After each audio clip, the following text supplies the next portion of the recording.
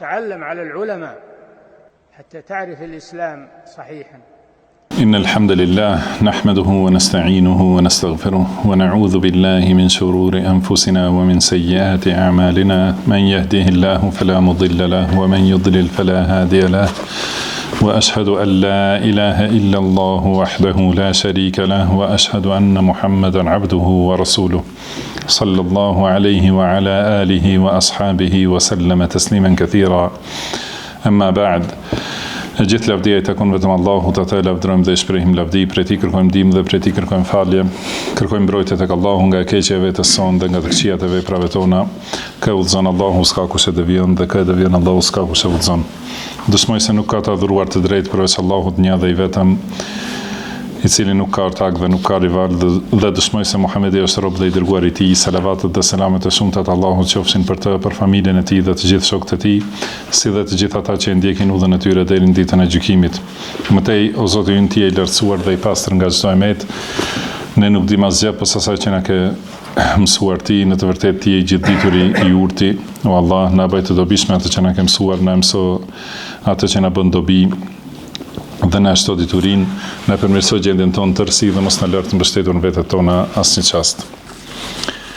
Mëtej vazhdojmë me leximin e librit të çmuar Al-Adabul Mufrad të autorit Imam Abu Abdillah Muhammad ibn Ismail al-Bukhari, I cili ka lindur në vitin 194 dhe ka vdekur në vitin 256 të Hijretit. Salavatet pra të hijretit pejgamberit sallallahu alaihi wasallam. Allahu e mëshiroft Imam Bukharin, e falt atë, na falt ne dhe të gjithë muslimanët dhe muslimanet, besimtarët dhe besimtaret, të gjallët dhe të vdekurit. Edhe më tutje jemi në temat që kanë të bëjnë me vizitën e të smurit, dhe në temën e radhës Imam Bukhari rahimahullah ka thënë babu iyadatil a'rab, pra temë që ka të bëjnë me vizitën e beduinëve. ثاد حدثنا محمد بن سلام قال حدثنا عبد الوهاب الثقفي قال حدثنا خالد الحذاء عن عكرمة عن ابن عباس رضي الله عنهما أن رسول الله صلى الله عليه وسلم دخل على أعرابي يعوده. Do thot transmetohet me këtë zinxhir nga Abdullah ibn Abbas radhiyallahu anhuma se I dërguari Allahut sallallahu alaihi wasallam ka shku te një beduin që ta vizitoi, domethënë në smundje, pasi në gjuhën arabe do thot vetëm shprehje, vetëm folja tregon qëllimin e vizitës. Pra nëse thuhet zera, domethënë është vizitë për mbajtje të lidhjeve mes njerëzve, kurse aade, yaudu, do të thotë vizit kur është I smur, do të thonë vizit për të smur. E ka vizituar, do të thonë këtë beduinin që ka qenë I smur dhe I ka thënë la ba'sa alejk tahurun insha Allah. Do të thonë nuk është inshallah e madhe ose nuk do të dëmtohesh inshallah, dhe është pastrim me lejen e Allahut. Do të thonë pastrim kjo smundje. Ka thonë ky beduini قال الأعرابي بل هي حمى تفور. Do të thonë pra jo, por është zjarmi ose temperaturë që është duke mpjekur, ose do të thonë pra temperaturë e lartë, ala shaykhin kabir, do të thonë që I ndodh një plaku të shtyrë në mosh, kejma tuziruhu al-qubur, do të thonë me qëllim që ta çojë te varret.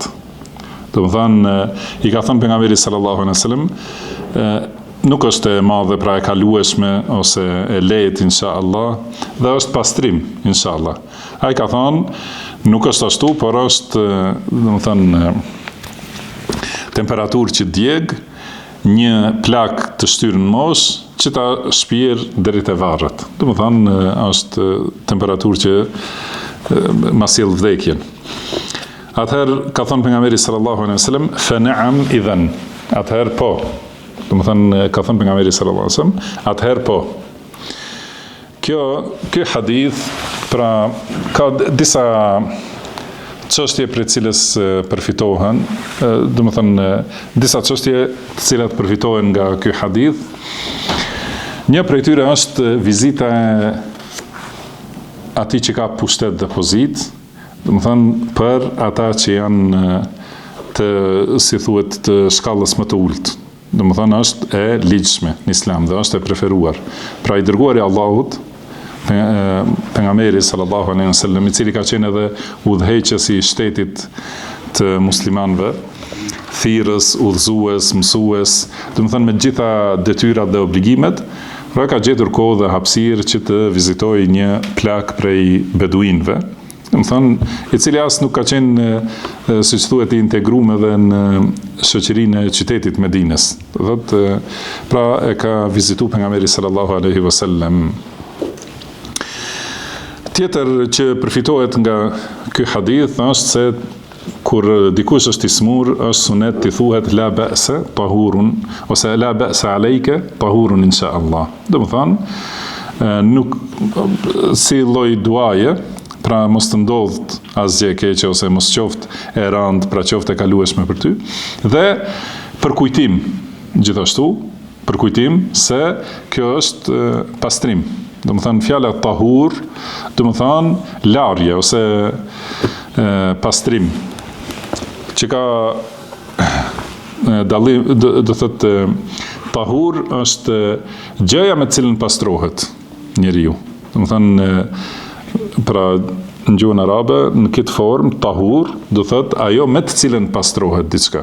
Kurse tuhur është procesi i pastrimit ose veprimi i pastrimit, tuhur. Por në këtë dhikr ose në këtë lutje ose këtë përkujtim, është sunet thuhet tahurun insha Allah. Do të thonë është smundja është pastruese.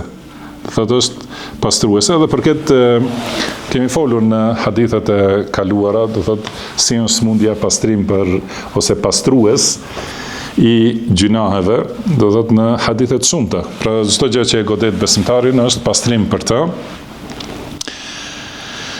Pra kjo është edhe si lutje dhe si informim ose përkujtim, do thotë.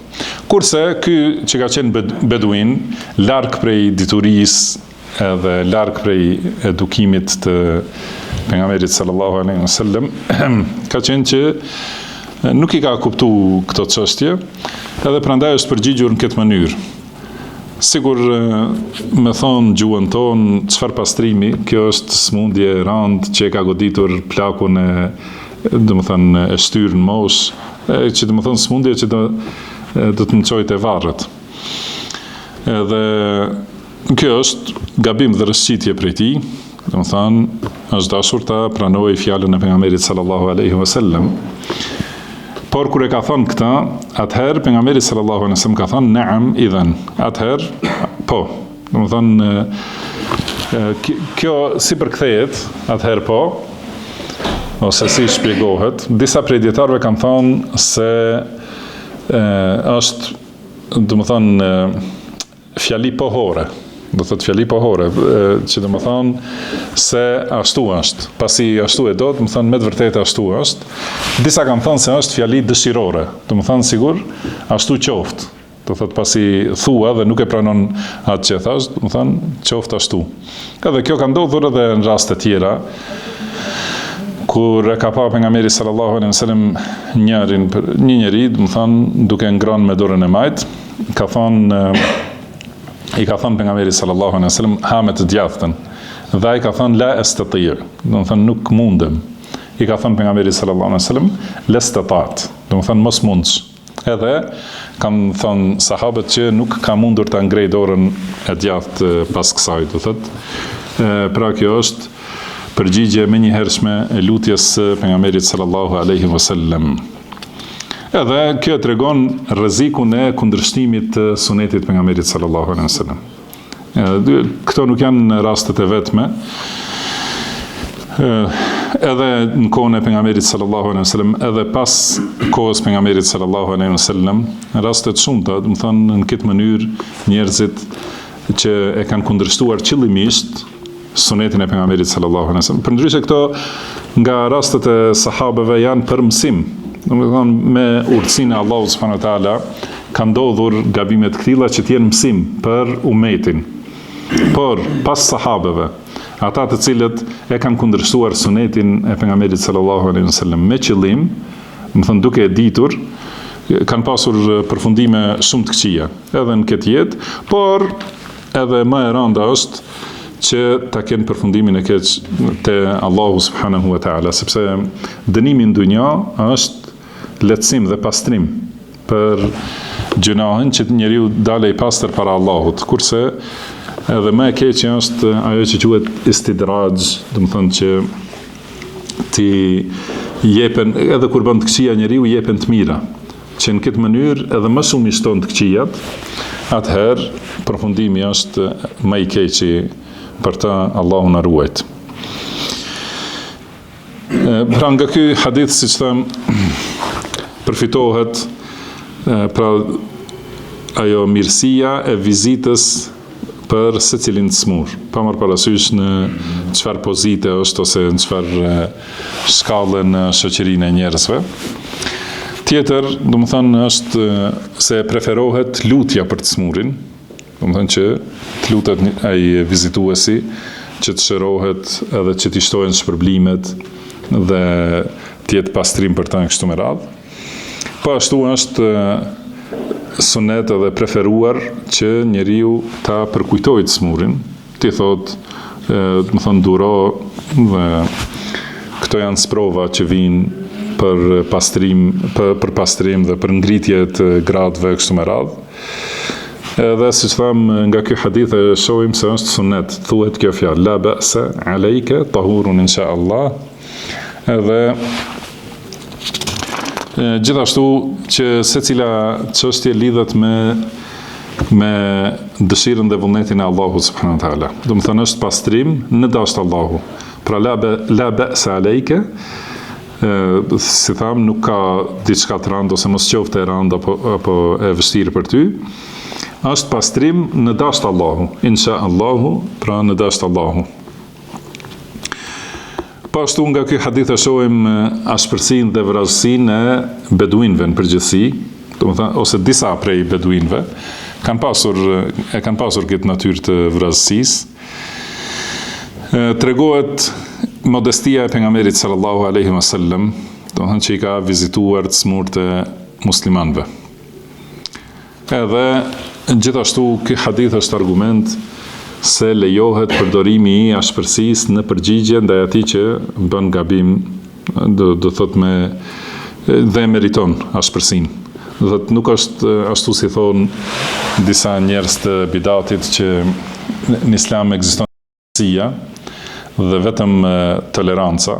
Pra dikush meriton butësi dhe dikush meriton ashpërsi dhe vrasësi. Duhet patjetër, më rëndësi është të përmirësohet gjendja, të mbrohet feja Allahut, të bëhet përmirësimi i shoqërisë dhe i njerëzve në përgjithësi. Do të thënë, ky është qëllimi kryesor. Edhe për dikand, për përmirësimin e dikujt përdoret butësi, për përmirësimin e dikujt përdoret ashpërsi dhe vrasësi.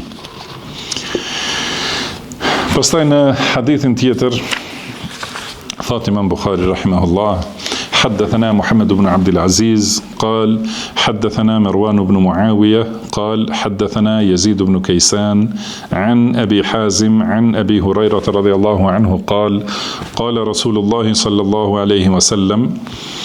Pra, do të thënë nga Abu Huraira radhiyallahu anhu transmetohet se ka thënë një ditë ka thënë i dërguari i Allahut sallallahu alaihi wasallam, men asbaha al-yawma minkum sa'ima. Do të thënë kush është sot duke agjëruar. Qala Abu Bakr radhiyallahu anhu ana. Ka thënë Abu Bakr radhiyallahu anhu unë. Ka thënë pejgamberi sallallahu alaihi wasallam, men aada minkum al-yawma maridan. Kush ka vizituar sot një të smur. Ka thënë Abu Bekri, unë. Ka thënë pejgamberi sallallahu alaihi wasallam, men shahida minkum al-yawma janazatan. Kush ka marr pjesë në xhenazë sot, ose domethënë në varrim dhe namazin e xhenazës, ka thënë Abu Bekri radhiyallahu anhu, unë. Ka thënë pejgamberi sallallahu alaihi wasallam, men at'ama al-yawma miskinan. Kush ka ushqyer një të varfër sot, ka thënë Abu Bekri radhiyallahu anhu, unë. thot transmetuesi, njëri prej transmetuesve, pra Marwan ibn Muawiya, ka thënë belaghani anna an-nabiy sallallahu alaihi wasallam qal majtama'a hadhihi al-khisal fi rajulin fi yawmin illa dakhala al-janna. Ka thënë pra ka thënë pejgamberi sallallahu alaihi wasallam, thot Marwani se më është transmetuar se pejgamberi sallallahu alaihi wasallam ka thënë ai njeri që i ka këto veçori, do të thënë ai njeri tek i cili grumbullohen këto veçori në një ditë, do të hyjë në xhennet. Edhe në transmetim tjetër është se ka thënë pejgamberi sallallahu alaihi wasallam, i ka thënë Abu Bekrit radhiyallahu anhu, inni la arju an takuna minhum, edhe unë shpresoj që ti jesh prej këtyre. Do të thënë për këtyre që kanë gjitha këto cilësi dhe që do të hyjnë në xhennet. Pra në këtë hadith tregojnë disa vepra të mira, ose nxitje për disa vepra të mira. Para agjerimin vullnetar, që është një prej veprave më të mira, ka thënë pejgamberi sallallahu alaihi wasallam se Allahu i lartësuar thot, secila vepër e birit Ademit është për të, përveç agjerimit. Aja është për mua dhe unë shpërblej për ta. Do thot se shpërblimi për agjerim është i pafundshëm. Nga se agjerimi përfshin vetvete durim.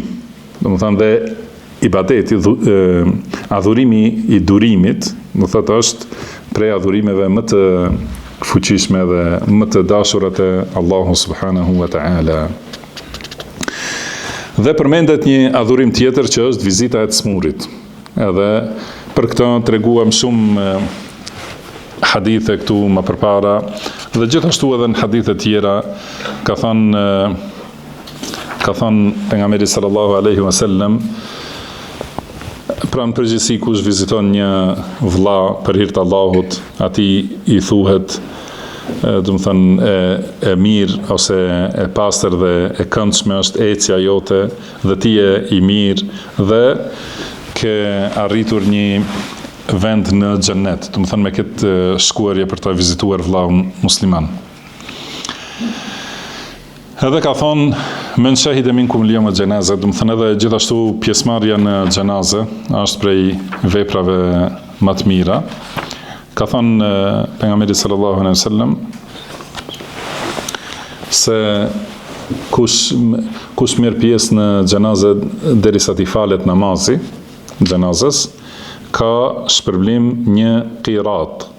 Edhe kush merr pjesë ose vazhdon, do të thënë xhenazë derisa të varroset, ka qiratan ose dy qirat. Edhe kanë thënë çka janë ato dy qirat, ai dërguari i Allahut, ka thënë si dy kodra të Uhudit ose si dy malet si dy herë mali i Uhudit. Edhe Abdullah ibn Umar radhiyallahu anhuma ka transmetuar këtë hadith dhe ka thënë sa shumë kemi humbur, sa qiratet shumë ta kemi humbur. Do të thënë kështu duke i lënë këto shanse për të fituar gjitha këto shpërblime. Po ashtu tjetri adhurim që është përmendur këtu është sadakaja dhe ushqimi i të varfërve. Edhe kjo është një prej veprave më të mira dhe Allahu e ka përmendur sadakan do thotë si cilësi të besimtarëve më të mirë bashkë me namazin. Do të thënë që ka përmendur Allahu se ata falen dhe në mëngjes kërkojnë falje, edhe gjithashtu ka thonë se japin sadaka, ose në ajet, do të thënë në një prej ajeteve ka thonë wa yut'imuna at-ta'ama ala hubbihi, do të thënë japin ushqim, pra ushqejnë të tjerët, edhe pse kanë nevojë për të, ju japin të varfërve, jetimve dhe atyre të burgosurve, edhe këtë e bëjnë për ftyrën e Allahut. Thonë nuk dua mas shpërblim, mas falënderim. Pra kjo është prej veprave më të mira, ose këto që janë përmendur këtu janë prej veprave më të mira, dhe prandaj ka thonë pejgamberi sallallahu alaihi wasallam, kush i ka këto, kush i grumbullon këto vepra brenda ditës, do të hyjë në xhennet. Ky hadith është gjithashtu argument se lejohet, për shembull nëse njeriu është duke agjeruar, edhe nëse dikush e pyet, a je duke agjeruar? lejohet që ta tregoj këtë vepër, ose edhe një vepër tjetër që e ka bërë në fshehtësi, që e bën për hir të Allahut. Dhe lejohet nëse është nevoja, nëse pyetesh, lejohet me tregu se po unë i kam dhënë, ose e sheh nevojën, për shembull e sheh se dikush e ka brengën e dikujt prej të varfërve, edhe i thu që i kam dhënë unë, për shembull, me rëndësi është niyeti që është në zemër, të jetë i vërtet për Allahun subhanahu wa ta'ala. Sepse ka thënë pejgamberi sallallahu alaihi wasallam, innamal a'malu binniyat. Do të thënë veprat janë sipas niyetit. Edhe secilit njeri i takon ajo që ka pasur niyet në zemër. Nëse njeriu e ka pasur niyetin të pastër për ta fituar kënaqësinë e Allahut subhanahu wa ta'ala, dhe ka bërë veprën pastër vetëm për Allahun, dhe e sheh se ka nevojë ose dobi që të përmendet ajo vepër, që dikush të mësoj për shembull prej saj, atëherë kjo nuk e prish niyetin që është i vërtet në zemër. Por nëse e bën veprën jo për Allahun, edhe nëse nuk e përmend atë vepër, prapë ajo nuk është e pranuar të Allahu subhanahu wa ta'ala. Ose e ka bërë veprën për hir të Allahut, pastaj ka dëshirë që ta tregojë, ta marrin vesh njerëzit, edhe atëherë është në rrezik. Pra njeriu duhet t'i ruaj veprat e tij, njerë fillimisht niyeti të jetë i pastër, vetëm për kënaqësinë e Allahut subhanahu wa ta'ala. Pastaj duhet ta ruaj atë veprën, si kanë thënë se sahabët ose selefët i kanë ruajtur veprat e mira, i kanë fshehur veprat e mira më shumë se sa ju i fshihni veprat e këqija. Domethënë më shumë se sa i fshihni ju mëkatet, ata i kanë ruajtur dhe i kanë fshehur veprat e mira. Edhe nuk, domethënë nuk është e rrugës që kjo të bëhet përditshmëri që njeriu të përmendë, kam fal prom 10 recate ose kështu, ose jam duke agjeru të tjera, por nëse është nevoja, nëse pyetesh, nëse ftohesh për shembull për ushqim, domethënë duhet të refuzosh. Edhe kjo ka mundësi të shkaktojë ftohje ose dyshim të njerëzit. Prandaj tregon se jam duke agjeru. Dhe rastet këtilla, domethënë që janë të dobishme. Kurse vepra, domethënë vetëm ajo vepër që është e pastër, që shkonte Allahu subhanahu wa ta'ala. Domethënë kurse vepra që është e përlyer me qëllime të tjera, ajo nuk bën dobi, as nuk mbetet në dunja, as nuk shkonte Allahu i lartësuar. Prandaj e shohim ne se përmenden shumë libra, përmenden vepra të mira të dietarëve të mëdhenj që kanë bërë, përshon si janë falë, ose si kanë dhënë sadaka, ose tjera, domethënë janë diçka që sjell dobi. Do thotë përmenden ato vepra të tyre për të qenë mësim për njerëzit. Edhe kjo nuk e prish pastërtinë e niyetit të tyre. Kurse ka vepra të cilat ndoshta njerëzit janë munduar që me to të fitojnë diçka të dunjos, edhe ato as nuk përmenden te njerëzit, as nuk shkojnë te Allahu subhanahu wa ta'ala. Po ashtu në këtë hadith e kuptojmë vlerën e Abu Bekrit radhiyallahu anhu, edhe se ai është i përgëzuar me xhenet. Domethënë disa hadithe dhe një prej tyre është ky. Edhe si tham, siç e kuptojmë vlerën e secilës prej këtyre veprave, ka një vlerë të veçantë, edhe shpërblim të veçantë, grumbullimi i këtyre veprave brenda një dite. Domethënë që njeriu ta xherojë, të jap sadaka ose të japë ushqim, të vizitojë të smur edhe të prezantojnë xhenazat, domethënë janë të gjitha këto vepra në një ditë, domethënë shpërblime të shumta. Edhe ajo që ka të bëjë me temën është vlera e vizitës të smurit. Në hadithin tjetër thot Imam Bukhari rahimahullah, حدثنا أحمد بن أيوب قال حدثنا شبابة قال حدثنا المغيرة ابن مسلم عن أبي الزبير عن جابر رضي الله عنه قال دخل النبي صلى الله عليه وسلم على أم السائب. Pra Jabir ibn Abdullah radhiyallahu anhu transmeton se pejgamberi sallallahu alaihi wasallam ka shkuar te Ummu Saib, wa hiya tuzafzifu, do të thonë duke u dridhur, pra nga ethet. I ka thënë pejgamberi sallallahu alaihi wasallam, "Malaki", do të thonë si është puna jote ose çka ke? Ka thënë, "El-humma akhzaha Allah", do të thonë ethe, Allahu i poshtroft ose i shkatroft, do të thonë ethet. Ka thënë pejgamberi sallallahu alaihi wasallam, "Ma la tasubbiha", ka thënë hesht, do të thonë mos i shaj ethet, "Fa innaha tudhhibu khataya al-mu'mini kama yudhhibu al-kiru khabath al-hadid", ka thënë mos i shaj ethet sepse ato i largojnë gabimet e besimtarit, siç e largon zjarri, do të thonë papastërtinë e hekurit. Do të thonë siç e pastron zjarri hekurin, nuk mbetet asnjë papastërti në të.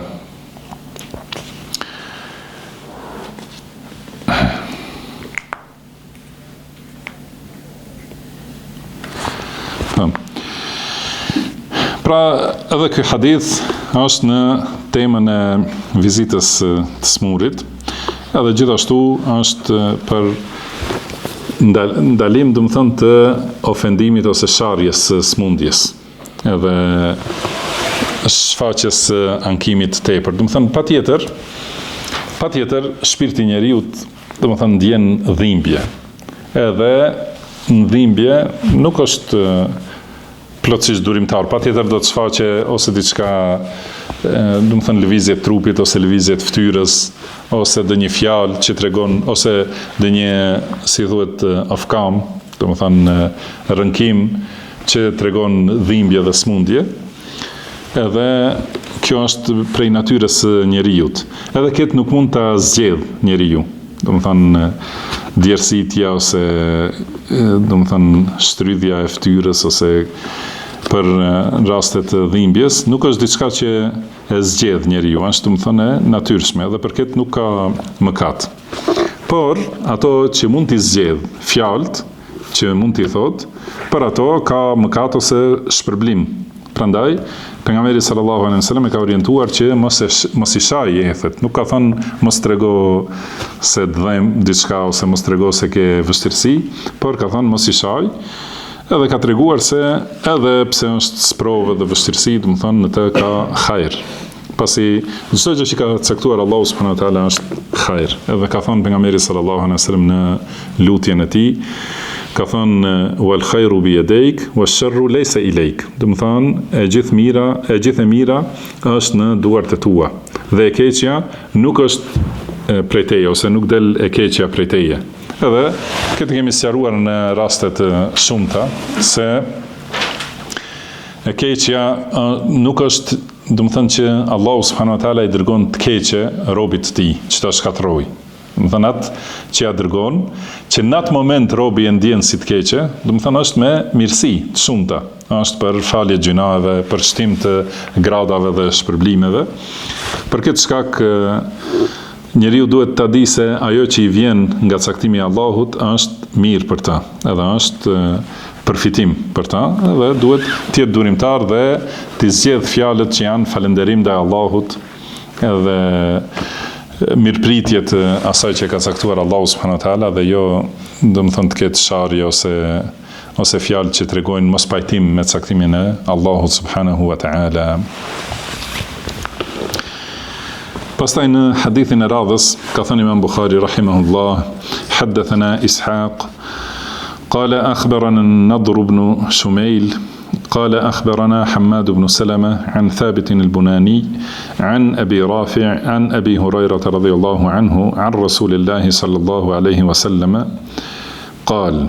Do të thonë me këtë zinxhir transmetohet nga Abu Huraira radhiyallahu anhu dhe ai transmeton nga pejgamberi sallallahu alaihi wasallam se ka thënë yaqulu Allah, Allahu thot.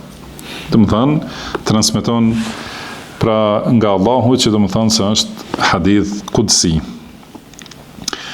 Thot Allahu i lartësuar, dhe në kurse në transmetim tjetër thuhet yaqulu Allahu yawm al-qiyamah. Do të thonë kjo është transmetimi i muslimit.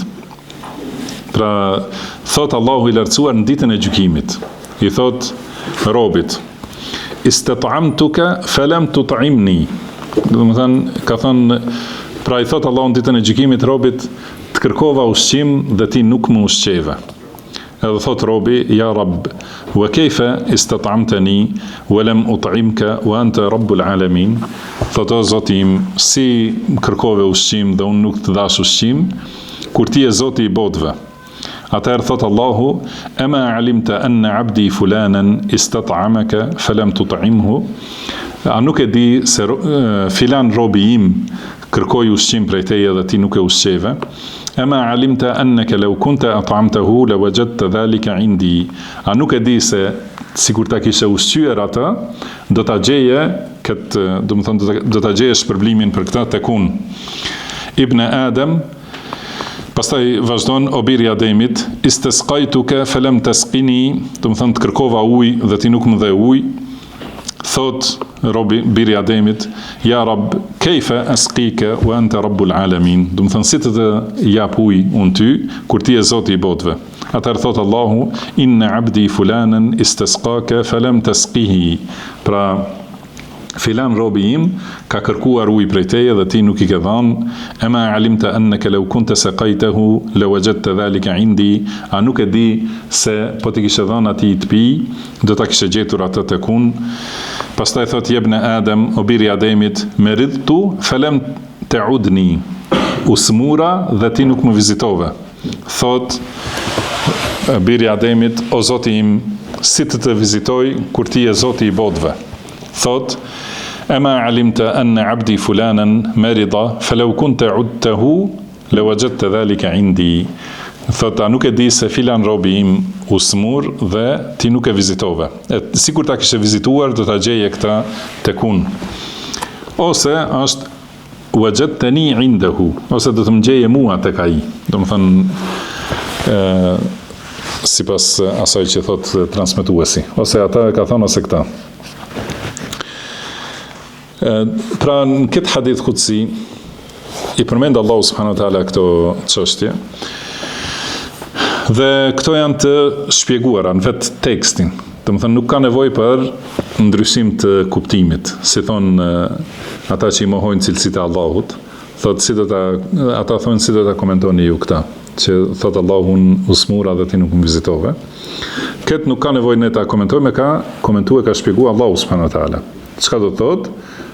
Do të thonë drejt për drejt. Prandaj ne e themi atë që e ka thënë Allahu, nuk themi diçka tjetër, përveç asaj që e thot Allahu subhanahu wa taala ose që e ka thënë pejgamberi sallallahu alaihi wasallam, gjithashtu me shpallje nga Allahu. Në këto e ka shpjeguar vetë Allahu i lartësuar se vizita e smurit, do të thonë, është diçka që njeriu gjen është shpërblim i madh që do ta gjejë Allahu subhanahu wa taala, ose ushqimi i varfërit, ose dhënia ujë atij që ka nevojë për ujë, do të thonë është që e merr atë Allahu i lartësuar dhe shumëfishon si shpërblim për ta. Do të thënë për këtë shkak është shprehja me këto fjalë se nuk më dhe ujë, sepse secilën sadaka, si ka thënë pejgamberi sallallahu alaihi wasallam, kur njeriu jep një sadaka, sado që e vogël, nëse jep një kokër hurme, pra ja jep të varfrit, mirë pa ajo para se të bjerë në dorën e të varfrit, bie në dorën e Allahut subhanahu wa taala, dhe Allahu e shton dhe e kultivon dhe shumë fishon, derisa do të thonë njeriu gjen shpërblimet shumëta te Allahu subhanahu wa taala. Prandaj besimtari duhet ta di se me këto adhurime ose me këto vepra do thotë adhuron Allahun, edhe nuk e viziton smurin për hatër të smurit, por për hir të Allahut, edhe nuk i jep të varfrit për shkak të varfrit, por i jep për hir të Allahut subhanahu wa taala. Dhe kështu secilën vepër që e bën, nuk është i bindur ndaj prindërve për shkak të prindërve, por është për hir të Allahut subhanahu wa taala. Edhe nuk i bindet pushtetarit pse e do shumë pushtetarin, po pse ka urdhëruar Allahu subhanahu wa taala. Prandaj është bindja ndaj Allahut, bindja ndaj prindit, bindja ndaj pushtetarit, ose bindja e gruas ndaj burrit, është bindja ndaj Allahut subhanahu wa taala. Edhe është adhurim ndaj Allahut të lartësuar. Kështu thot patjetër secilën çështje e kupton besimtari dhe nuk i mat punt me vetëm me raportet në dunja, Do më thënë, ai nuk më ka vizitu edhe unë nuk e vizitoj, ose ai nuk më ka dhënë dhe unë nuk i jap. Pra dini, këtu kanë kalu disa hadithe edhe për familjen. Ka thonë pejgamberi sallallahu alaihi wasallam, do thotë që bamirësia e mirë është edhe kur ata i shkputin lidhjet dhe ti i mban lidhjet me ta, do të thënë me familjarët. Pra në gjitha këto njeriu e adhuron Allahun. Ky është kuptimi i këtij hadithi. Do të thonë me secilën prej këtyre çështjeve njeriu e adhuron Allahun subhanahu wa taala.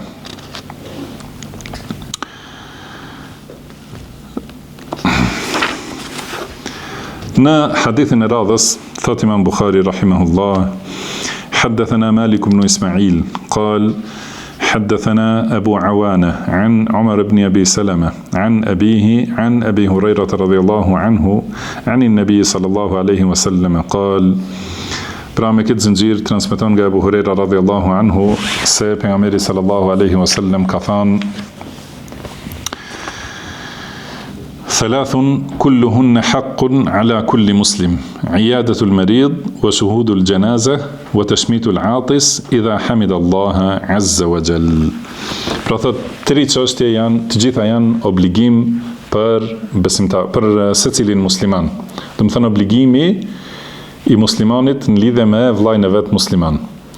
Janë iadatul marid, pra vizita e smurit, wa shuhudul janaza, edhe prezantimi në xhenaze, wa tashmitul atis idha hamidallahu azza wa jall, edhe lutja për atë që të shtin kur ta falenderoj Allahun subhanahu wa taala azza wa jall.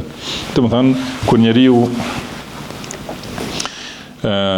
të shtin edhe thot alhamdulillah, atëherë është obligim për atë që e dëgjon të thot yerhamukallah. Kësaj thuhet tashmit. Edhe është ajo e ligjshmja është që ajti ja kthej yahdikumullahu wa yuslihu balakum, ose yahdina wa yahdikumullah. Do të thënë kjo është po ashtu raporti mirë mes besimtarëve. Të gjitha këto, do të thënë i tregojnë lidhjet mes besimtarëve. Kur një besimtar smuret, pra besimtar tjerë vizitojnë, që të luten për ta, t'ja lehtësojnë gjendjen, t'i japin këshilla, edhe ndoshta edhe i japin diçka prej asaj që din për ilaçet. Do thotë edhe vetë fjalët e mira dhe kthimi i disponimit, do të thënë është ndihmë për luftën kundër smundjes. Do të thënë është, siç i thuhet, është edhe përforcimi i imunitetit. Do të thënë kur njeriu i hiqet brenga, edhe në vend të saj vjen disponimi. Nuk e di a është shumë e rëndësishme të përmendet që kam pas se ka studime, do të thënë njeriu, nuk e di janë njerëz ose në kafsh, do thotë në momentet që kanë qenë si në gjendje depresionit, kanë vërejtur se ato do thotë ato pjesë trupit ose molekula trupit që janë përgjegjëse për imunitetin kanë qenë krejtësisht jo aktive. Edhe kur ka ndodhur diçka që i është kthy disponimi, kanë filluar ato të aktivizohen. Do të thonë, edhe për këtë shkak Islami na ka drejtuar në atë që është më e mira. Do të thonë, prandaj vizita e smurit është që i tregon njeriu se nuk është i vetmuar, edhe se njerëz të tjerë interesohen për ta, edhe i flasin dhe një fjalë të mirë, edhe disponojnë edhe ndihmon në shërimin e tij. Dhe më e rëndësishmja për të gjithave është që luten. Ka thënë pejgamberi sallallahu alaihi wasallam, kur dikush e viziton smurin dhe thot Es'alullah al-azim rabb al-arsh al-azim an yashfiyak, do të thënë lut Zotin e madhrishëm, Allahun e madhrishëm, Zotin e arshit madhështor, që të shëroj. E thot këtë 7 herë, atëherë thot pejgamberi sallallahu alaihi wasallam se do të shërohet, përveç nëse i ka ardhur vdekja. Do të thënë nëse ka ardhur vdekja për ndryshe, me këtë lutje, do të thonë shërohet i smuri. Dhe gjithashtu në hadithin tjetër, pra që është në të njëjtin kuptim, sallallahu alaihi wasallam ose zinxhiri thot Imam Bukhari rahimahullah حدثنا موسى بن إسماعيل قال حدثنا أبان بن يزيد قال حدثنا قتادة قال حدثني أبو عيسى الأسواري عن أبي سعيد عن النبي صلى الله عليه وسلم قال عودوا المريض واتبعوا الجنائز تذكركم الآخرة. Dhe më thanë, pra nga Abu Sa'id al-Khudri radhiyallahu anhu transmetohet se ka thënë pejgamberi sallallahu alaihi wasallam, vizitoni të smurit dhe ndiqeni xhenazën, se ato ju kujtojnë ahiretin. Do të thënë këta dy hadithe tregojnë për nxitje për vizitë smurit dhe ndjekje të xhenazës, ose demek pasim ose shoqërim të xhenazës. Te ky hadithi se ky ishte më përpara, po e kalum. Te hadithi i parë, do të thonë tregon shkakun e urdhrit. Një prej përfitimeve që njeriu i përfiton për vete më një herë, nëse e viziton smurin, edhe nëse merr pjesë në xhenazë, çka është që e përkujton vetveten për vdekjen. Edhe kjo patjetër se është e dobishme. Do të thonë që njeriu ta ketë parasysh se së shpejti do t'i vi vdekja edhe atij, edhe për këtë shkak nuk mashtrohet pas stolive të dunjas, por mendon më shumë për vepra të mira, edhe për përgatitje për ahiret, sepse njeriu në ahiret do të ketë nevojë për secilën vepër të vogël. Edhe do t'i bëj dobi ndoshta edhe një vepër që ka qenë prej më të voglave. Dhe e kujton njeriu edhe kur e viziton smurin, edhe kur merr pjesë në varrim në xhenazë. E kujton hadithin e pejgamberit sallallahu alaihi wasallam, yatba'u al-mayyita thalatha. Do të thonë të vdekurin e ndjekin 3. Fayarji'u ithnani wa yabqa ma'ahu wahid. Do të thonë 2 kthehen dhe me të mbetet vetëm 1. Ka thënë yatba'uhu ahluhu wa maluhu wa 'amaluhu. Pra ndjekin të vdekurin familja, pasuria dhe veprat. Fayarji'u ahluhu wa maluhu. Edhe kthehen pasi ta varrosin, pasuria e tij dhe familja e tij ose shoqëria e tij, të gjithë kthehen, wa yabqa 'amaluhu, dhe me të mbetet vepra e tij. Për këtë shkak, do të thënë njeriu duhet sa më shumë ta kujtojë këtë pozitë, edhe të përgatitet që ta ketë shoqëruesin e tij, do të thënë ta ketë më të fuqishëm dhe jo ato që do ta lënë vet. Pastaj në hadithin tjetër thot, edhe në temën tjetër, thot Imam Bukhari rahimahullah, babu du'a'i al-'a'idi lil-marid bish-shifa. Do të thënë tema që është lutja e vizitorit për të smurin, lutja për të shëruar. Ka thonë, haddathana Muhammad ibn al-Muthanna, qala haddathana Abdul Wahhab, qala haddathana Ayyub, an Amr ibn Sa'id, an Humayd ibn Abd al-Rahman, qala haddathani thalathatun min bani Sa'd, kulluhum yuhaddithu an abihi anna Rasulullah sallallahu alaihi wasallam dakhala ala Sa'din. Thot, pra Humayd ibn Abd al-Rahman rahimahullah ka thonë, më kanë treguar 3 veta prej familjes së Sa'dit. Të gjithë duke treguar nga babai i tyre, do të thënë Sa'd ibn Abi Waqqas. Thot se pejgamberi sallallahu alaihi wasallam ka shkuar te Sa'di në Mekë për ta vizituar kur ka qenë i smur. Dhe Sa'di ka qarë. Ka thënë pejgamberi sallallahu alaihi wasallam, ma yubkik, do të thënë pse qan? Ka thonë, khashitu an amuta bil ardi allati hajartu minha kama mata Sa'dun. Do të thonë, u friksova ose kam frikë se do të vdes në këtë tokë prej të cilës kam bërë hijret. Do të thonë, unë kam bërë hijret për hir të Allahut nga Mekja. Edhe tani prapu ktheva këtu smura, do të thënë kam frikë se do të vdes këtu nga kjo tokë, në këtë tokë nga e cila kam bërë hijret. Siç ka vdekur Sa'di, është për qëllim Sa'd ibn Khawla. Një tjetër, do të thënë që ka vdekur në haxhin e lamtumirës.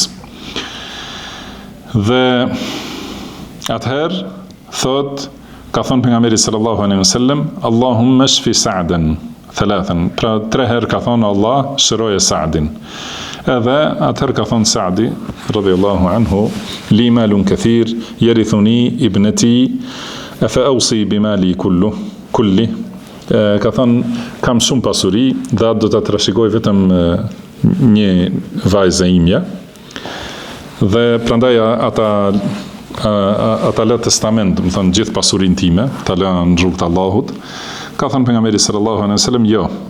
Ka thënë febith thuluthain, ati lë 2/3, ka thënë pejgamberi sallallahu alaihi wasallam, jo. Ka thënë ata lë gjysmën, ka thënë jo. Atëherë ka thënë ata lë 1/3, ka thënë pejgamberi sallallahu alaihi wasallam, ath-thuluth, wath-thuluthu kathir.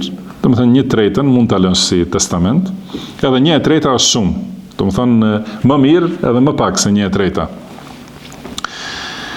Ka thënë inna sadaqataka min malika sadaqa wa nafaqataka ala iyalika sadaqa.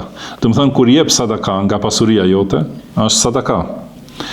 Kur shpenzon për fëmijët e tu ose familjen tënde që janë në kujdesin tënd, kjo është sadaka. Wa ma ta'kulu imra'atuka min ta'amika laka sadaqa. Edhe atë që ha gruaja jote nga ushqimi yt, është sadaka. Wa innaka an tad'a ahlaka bi khairin aw qala bi 'aishin. Ka thënë ti lësh familjet ose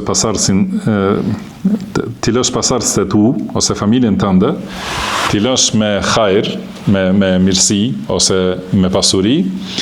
Khairun min an tad'ahum yatakaffafuna an-nas. Është më mirë për ty, më dobishme për ty se sa ti lësh të azgjatin dorën njerëzve.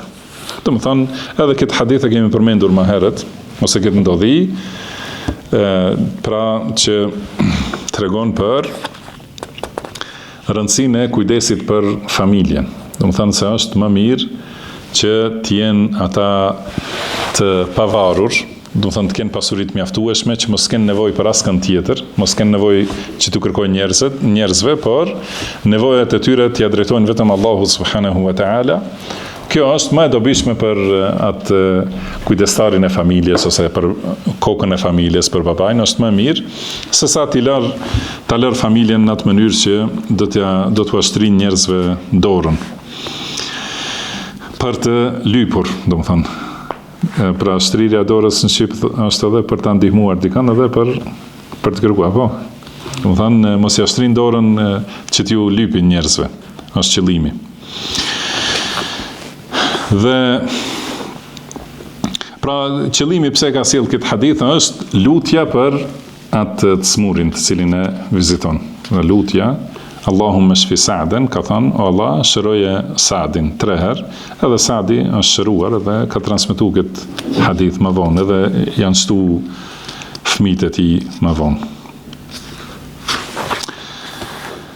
Tjetër prej vlerave të vizitës smurit është hadithi tjetër, thot Imam Bukhari rahimahullah, haddathana Musa ibn Ismail, qala haddathana Abdul Wahid, qala haddathana Asim an Abi Qilaba an Abi al-Ash'ath as-San'ani an Abi Asma qala. Do të thonë është transmetuar nga Abu Asma se ka thënë men ada akhahu kana fi khurfati al-janna. Do të thonë kush e viziton vllajën e vet është në një pjesë ose një copë të xhenetit. Qultu li Abi Qilaba, i thash Abu Qilabes, ma khurfatul janna, çka do të thonë pra khurfa? Ka thonë xhenaha, do të thonë është në frutat e xhenetit, është duke vjel nga frutat e xhenetit. Thot qultu li Abi Qilaba, i thash Abu Qilabes, amman haddathahu Abu Asma, do të thonë nga kush e ka transmetuar këtë Abu Asma? Ka thonë an Thauban an Rasulillahi sallallahu alaihi wasallam, do të thonë ka transmetuar këtë nga Thaubani dhe Thaubani nga pejgamberi sallallahu alaihi wasallam. Po ashtu edhe në hadith tjetër për se si duhet t'i flas njeriu të smurit ku që viziton. Thot Imam Bukhari rahimahullah, haddathana Qais ibn Hafs قال حدثنا خالد بن الحارث قال حدثنا عبد الحميد ابن جعفر قال حدثني أبي أن أبا بكر بن حازم ومحمد بن المنكدر في ناس من أهل المسجد عادوا عمر بن الحكم ابن رافع الأنصاري.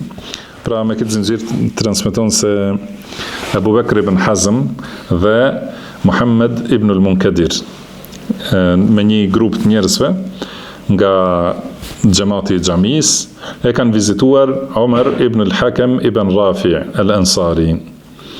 Edhe kanë thënë ja Aba Hafs, o Abu Hafs, hadithna. Pra na trego ndonjë hadith.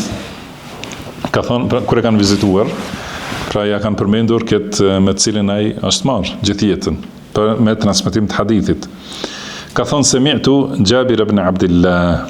E kam dëgjuar Jabir ibn Abdullah radhiyallahu anhu duke thënë semi'tu an-nabiy sallallahu alaihi wasallam yaqul. E kam dëgjuar pejgamberin sallallahu alaihi wasallam duke thënë men 'ada maridan khada fi ar-rahmah hatta idha qa'ada istaqarra fiha. Thot kush e viziton të smurin, ai zhytet në mëshirë. Do të thonë ka hyrë në mëshirën e Allahut dhe kur të ulet te kismuri, do të thonë është qetësu në mëshirën e Allahut subhanahu wa taala. Do thotë pra edhe ky është një prej haditheve që tregojnë vlerën e vizitës së smurit. Si hadithi paraprak edhe hadithet tjera, do të thonë që njeriu kur është duke vizituar të smurin, është në mëshirën e Allahut edhe është në vjelje të frutave të xhenetit. Prandaj e lutim Allahun subhanahu wa taala që na e bëj të dobishme atë që na ka mësuar, na mësoj atë që na bën dobi dhe mos na privoj prej mirësive të tij, mos na lër të mbështetur vetët tona asnjë çast, por ta përmirësoj gjendjen tonë në tërësi. Dhe e lutim Allahun të na përmirësoj moralin, se nuk na përmirëson atë askush përveç tij, dhe të na largoj prej moraleve të këqija, se nuk na largon prej tyre askush përveç tij subhanahu wa ta'ala. Wallahu a'lam wa sallallahu wa sallama ala abdihi wa rasulihi nabina Muhammad. Subhanaka Allahumma wa bihamdika ashhadu an la ilaha illa anta astaghfiruka wa atubu ilaik. Wa akhiru da'wana anil hamdulillahi rabbil alamin. Amin edhe ju.